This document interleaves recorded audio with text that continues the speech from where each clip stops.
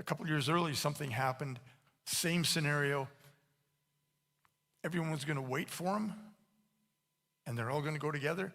When he got off work, he gets upstairs, and there's nobody around. They'd left without him, sent him into this horrible, emotional, psychological, spiritual tailspin.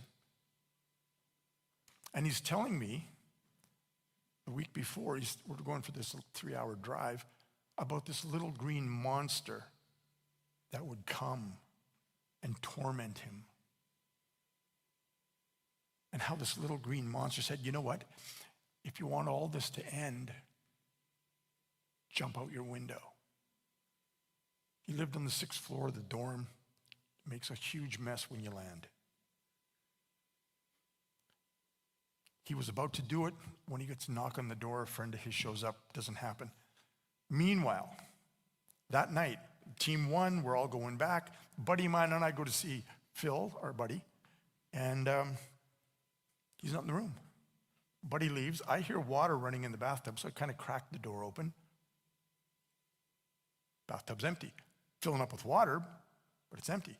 So I look in the mirror, and in the corner, he's like this, his eyes are wide as saucers, and he had this look of sheer terror on his face.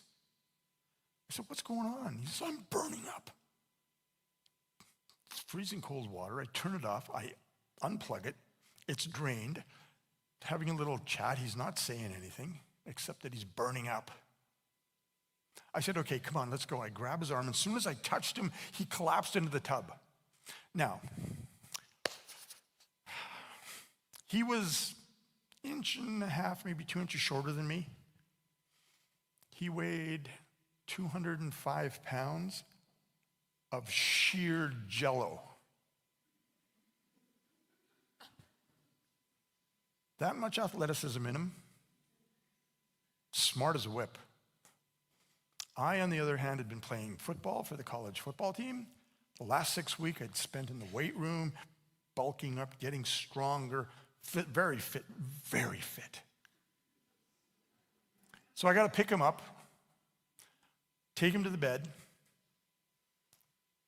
and I say to him, I said, stay here. I'm going to call Greg, his roommate, to come down and have a little conversation. So anyway, I go to the door. And as I'm calling down, I hear this commotion going on from inside the room.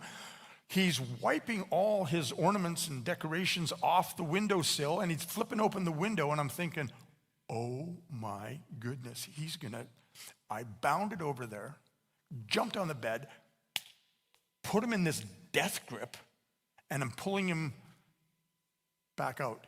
Well, as it turned out, he's got his hands on the window, and he's pulling me out.